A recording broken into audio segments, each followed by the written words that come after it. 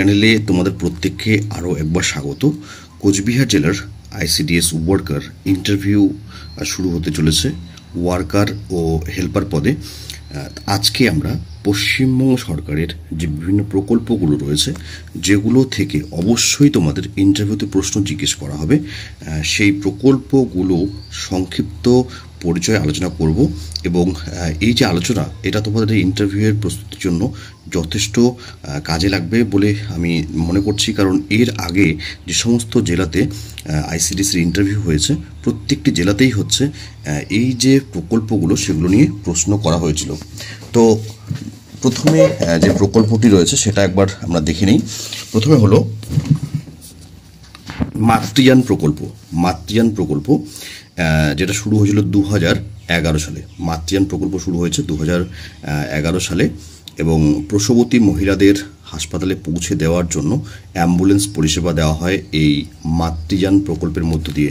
শুধুমাত্র যে প্রসবতী মহিলাদের হাসপাতালে পৌঁছে দিয়েই দায়িত্ব শেষ তা নয়, যখন সন্তান জন্ম হয় সেই সন্তানসহ মায়েদের বাড়িতে পৌঁছে দেওয়াও হলো এই প্রকল্পের উদ্দেশ্য। এরপরে দেখো কন্যাশ্রী একটি যুগান্তকারী প্রকল্প পশ্চিমবঙ্গের, যা ইউনেস্কো দ্বারা স্বীকৃতি পেয়েছে। 2013 সালে মুখ্যমন্ত্রী মমতা বন্দ্যোপাধ্যায় এই প্রকল্প চালু করেছেন। বাল্যবিবাহ রোধ, পড়াশোনায় আর্থিক সাহায্য করা হলো এই প্রকল্পের উদ্দেশ্য। 13 থেকে 18 বছর বয়স পর্যন্ত বার্ষিক 1000 টাকা প্রদান করা হয় এই কন্যাশ্রী প্রকল্পে। এছাড়া যখন ছাত্রীর বয়স 18 বছর পার হয়ে যায় এবং সে যদি অবিবাহিত থাকে, তাহলে তাকে 25,000 টাকা দেওয়া হয়। এই প্রকল্পটি জাতিসংঘের আন্তর্জাতিক উন্নয়ন অধিদপ্তর এবং ইউনিসেফ দ্বারা আন্তর্জাতিক স্বীকৃতি পেয়েছে। এই প্রশ্নটি কিন্তু করা হয় যে পশ্চিমবঙ্গ সরকারের কোন প্রকল্প আন্তর্জাতিক উন্নয়ন অধিদপ্তর এবং ইউনিসেফ দ্বারা স্বীকৃতি পেয়েছে। তো সেটার উত্তর হলো কন্যাশ্রী। তোমরা জানো যে কন্যাশ্রী প্রকল্পের যে বিষয়টা রয়েছে সেটা কিন্তু অবশ্যই সেই যে কিশোরী, তাকে কিন্তু পড়াশোনা করতে হবে, পড়াশোনার সঙ্গে যুক্ত থাকতে হবে, তাহলেই সে এই প্রকল্পের আওতায় আসতে পারবে।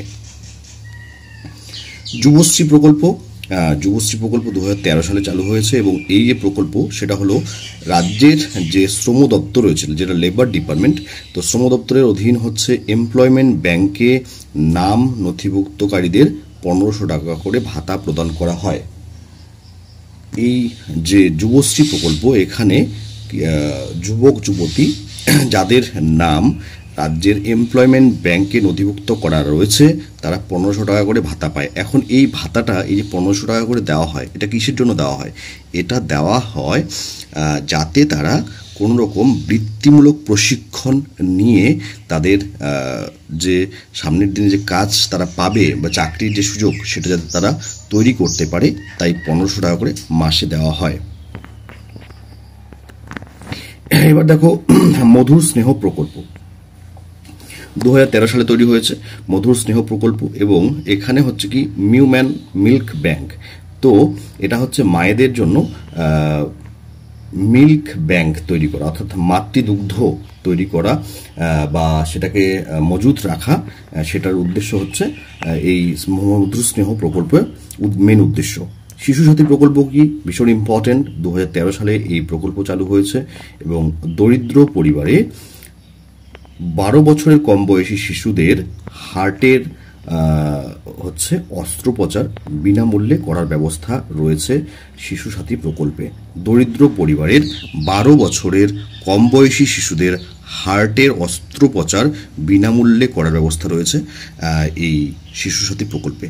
তো এই যে প্রকল্পগুলো দেখছো তোমরা, যেগুলো নিয়ে আমি আলোচনা করছি এই ভিডিওতে, যা আলোচনা করছি, এই প্রকল্পের প্রত্যেকটা তৈরি করেছেন আমাদের রাজ্যের মাননীয় মুখ্যমন্ত্রী শ্রীমতী মমতা বন্দ্যোপাধ্যায়। প্রকল্পটি রয়েছে শিক্ষাশ্রী প্রকল্প। 2014 সাল থেকে শিক্ষাশ্রী প্রকল্প চালু হয়েছে। বিদ্যালয়ে 5ম থেকে শুরু করে 8ম শ্রেণী পর্যন্ত তপশিলি জাতি উপজাতি সম্প্রদায়ের শিক্ষার্থীদের পড়াশোনায় আর্থিক সাহায্য প্রদান করা হয় শিক্ষাশ্রী প্রকল্পের মাধ্যমে। গতিধারা প্রকল্প কি 2014 সালে তৈরি হয়েছে। কর্মহীন যুবক যুবতীদের জীবিকা নির্বাহের জন্য বাণিজ্যিক গাড়ি কিনতে হলে 1 লক্ষ টাকা পর্যন্ত আর্থিক সহায়তা প্রদান করা হয় সরকারের তরফ থেকে। আবার বলছি যে কর্মহীন যারা কোনো চাকরি করছে না বা কোনো কিছু করছে না, তারা যদি চায় যে তারা একটি গাড়ি কিনে সেটার মাধ্যমে তারা জীবিকা নির্বাহ করবে, তাহলে সেই গাড়িটার যা মূল্য সেখানে হচ্ছে গভর্নমেন্ট 1 লক্ষ টাকা প্রদান করে থাকে। ঐক্যশ্রী প্রকল্প 2014 সালে তৈরি হয়েছে, এবং এই যে একটু আগে যেমন আমি শিক্ষাশ্রী বললাম, ঐক্যশ্রীটাও ঠিক তেমনই। এটা হচ্ছে সংখ্যালঘু শিক্ষার্থীদের স্কলারশিপ প্রদান করা হয়। এবং তারপরে দেখো কর্মতীর্থ প্রকল্প রয়েছে, 2014 সালে তৈরি হয়েছে। স্বনির্ভর গোষ্ঠীর সদস্যদের উৎপাদন করা দ্রব্য গ্রামের মানুষদের কাছে বিক্রি করা। এই কর্মতীর্থ প্রকল্প কি স্বনির্ভর অর্থাৎ এসএইচজি সেলফ হেল্প গ্রুপ, তাদের যে সদস্য রয়েছে বা সেলফ হেল্প গ্রুপের যে সদস্য রয়েছে তাদের হচ্ছে উৎপাদন করা দ্রব্য গ্রামের মানুষদের কাছে বিক্রি করা হলো কর্মতীর্থ প্রকল্পের মেন উদ্দেশ্য। সামাজিক সুরক্ষা যোজনা ভীষণ ইম্পর্টেন্ট এই প্রকল্পটি। 2014 সালে তৈরি হয়েছে। দুর্ঘটনায় দরিদ্র পরিবারের মারা যাওয়া ব্যক্তির পরিবারকে 2 লক্ষ টাকা ও আহতদের পরিবারকে 1 লক্ষ টাকা প্রদান করা হয়। দুর্ঘটনায় দরিদ্র পরিবারে মারা যাওয়া ব্যক্তির পরিবারকে 2 লক্ষ টাকা ও যারা আহত হয় তাদের 1 লক্ষ টাকা প্রদান করা হয়। সুফল বাংলা প্রকল্প 2014 সালে এই প্রকল্প চালু হয়েছে।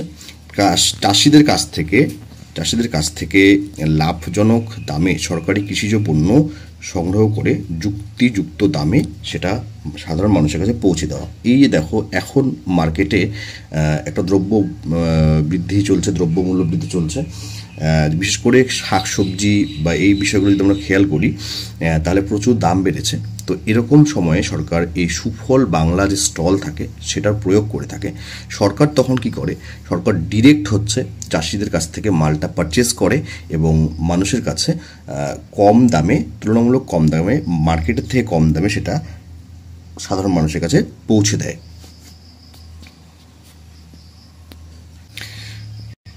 সবুজ সাথী প্রকল্পটা দেখো 2015 সালে চালু হয়েছে সবুজ সাথী প্রকল্প। এবং এই যে সবুজ সাথী প্রকল্প হলো নবম থেকে দ্বাদশ শ্রেণীর যে ছাত্রছাত্রী রয়েছে, নবম থেকে দ্বাদশ শ্রেণীর ছাত্রছাত্রীদের সাইকেল দেওয়া হয়। নবম থেকে দ্বাদশ শ্রেণীর ছাত্রছাত্রীদের সাইকেল দেওয়া হয় এবং এই সাইকেলটা পার্টিকুলার কোনো একটি ক্লাসে দেওয়া হয়। মানে নবম শ্রেণীতে একবার, দশম শ্রেণীতে একবার এরকম নয়। শুধুমাত্র যদি 9-এ দেওয়া হয় তাহলে 9-এ দিয়েই সে কিন্তু আর তারপরে 10, 11, 12-এ সে সাইকেলটা পাবে না। নর্মালি দেখা যায় যে সাইকেলগুলো মেয়েরা হচ্ছে বা ছাত্রছাত্রীরা হচ্ছে ক্লাস 10-এ পায়, কারণ 9-এ নামগুলো পাঠানো হয়, 10-এ তারা সাইকেলটা পায়। তো এই হলো সবুজ সাথী প্রকল্প। মুক্তির আলো প্রকল্প ভীষণ ইম্পর্টেন্ট, যেটা ICDS এর ইন্টারভিউতে বারবার করে জিজ্ঞেস করা হয়েছে। তোমাদের আমি বলি, তোমরা যদি মনে করো যে এই যে প্রকল্পগুলো সম্পর্কে আমি তোমাদের যেরকম করে আলোচনা করছি, এই প্রকল্পগুলোর নোটস যদি তোমাদের প্রয়োজন, এছাড়া ICDS এর ইন্টারভিউয়ের জন্য যে সমস্ত নোটগুলো আমার কাছে রয়েছে PDF নোটগুলো, সেগুলো যদি তোমরা চাও যে সেগুলো তোমরা কিনে বাড়িতে পড়াশোনা করবে, তাহলে তোমরা আমাকে হোয়াটসঅ্যাপ করতে পারো আমার হোয়াটসঅ্যাপ নাম্বারে 9641015588। তোমরা 300 টাকা পে করলে আমি তোমাদের হোয়াটসঅ্যাপে PDF নোটগুলো পাঠিয়ে দেবো। আমার একটি নাম্বার, সেটা হলো 9641015588। যাদের কাছে ইন্টারভিউয়ে পড়াশোনা করার জন্য কোনো উপায় নেই, কি পড়বে বুঝতে পারছো না, কোথা থেকে পড়বে বুঝতে পারছো না, পড়ার সামগ্রী খুঁজে পাচ্ছ না, তাদের জন্য মাত্র 300 টাকা খরচ করে তোমরা সঙ্গে সঙ্গে পেয়ে যাবে এই নোটগুলো। শুধুমাত্র এইটুকু নোট তা নয়, ICDS ইন্টারভিউয়ের জন্য যত ধরনের পড়াশোনা করার প্রয়োজন রয়েছে তার বেশিরভাগটাই তোমাদেরকে দিয়ে দেওয়া হবে। তো মুক্তির আলো প্রকল্প 2015 সালে চালু হয়েছে এবং এই যে প্রকল্প সেটার উদ্দেশ্য কি, আর্থিক অনুদান দিয়ে যৌনকর্মীদের, নির্যাতিতার নারী ও যৌনকর্মীদের এবং নির্যাতিতা নারী ও বালিকাদের পুনরুদ্ধার করে বিশেষ প্রশিক্ষণের মাধ্যমে স্বনির্ভর করে তোলা। দেখো ভীষণ ইম্পর্টেন্ট, আর্থিক অনুদান দিয়ে যৌনকর্মীদের, যারা সেক্স ওয়ার্কার, যারা রেড লাইট এরিয়াতে কাজ করে থাকে, সেই সমস্ত নারীদের বা কিশোরীদের পুনরুদ্ধার করা হয় এবং বিশেষ প্রশিক্ষণের মাধ্যমে তাদের স্বনির্ভর করে তোলা হয়। খাদ্য সাথী প্রকল্প 2016 সালে চালু হয়েছে। প্রকল্পে আওতাভুক্তদের মাথাপিছু 2 টাকা কেজি দরে চাল ও গম প্রদান করা হয়। প্রকল্পে আওতাভুক্তদের মাথাপিছু 2 টাকা কেজি দরে চাল ও গম প্রদান করা হয়। এখন যে দুয়ারে রেশন প্রকল্প চলছে, মাসের প্রথম দিকে হয়, সেটাও কিন্তু এই প্রকল্পেরই আওতাধীন। সবুজশ্রী প্রকল্প। সবুজশ্রী প্রকল্পটা কি সেটা আমরা এবার দেখে নিই। 2016 সালে সবুজশ্রী প্রকল্প চালু হয়েছে। এই প্রকল্পের মাধ্যমে প্রতিটি শিশুকে জন্মের পরপরই একটি মূল্যবান চারাগাছ দেওয়া হচ্ছে। তো শিশুকে চারাগাছ দেওয়ার উদ্দেশ্যটা কি? শিশু তো গাছটাকে লালন পালন করে বড় করতে পারবে না। এখানে হলো যে সামাজিক যে বনসৃজন বা এই যে সবুজায়ন বা এই যে গ্লোবাল ওয়ার্মিং বা এই যে যা চলছে বিশ্ব উষ্ণায়ন বা যাই বলি না কেন, পরিবেশের এই যে খারাপ প্রভাব, সেটাকে আটকানো একটা মেইন উদ্দেশ্য।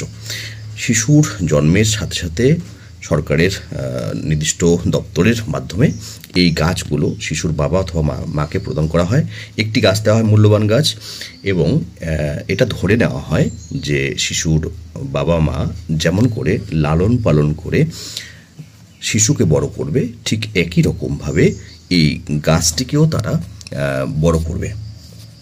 এবং একটা সময়ে মোটামুটি 18 থেকে 20 বছর বয়সে বছর পরে যখন শিশু বড় হবে, তখন গাছটাও কিন্তু একটা বিশাল আকার, সেই ছোট চারা গাছটা একটা বিশাল আকার গাছে পরিণত হবে। এবং সে সময় প্রয়োজনে সেই শিশুর পড়াশোনার কাজে হোক বা অন্য কোনো কাজে হোক বা বিবাহের কার্যে হোক, সেই গাছটিকে বিক্রয় করে অথবা গাছটিকে তারা ব্যবহার করে তাদের সেই উদ্দেশ্য সাধিত করতে পারে। দেখো, অনেকটা লম্বা হলো ভিডিওটা।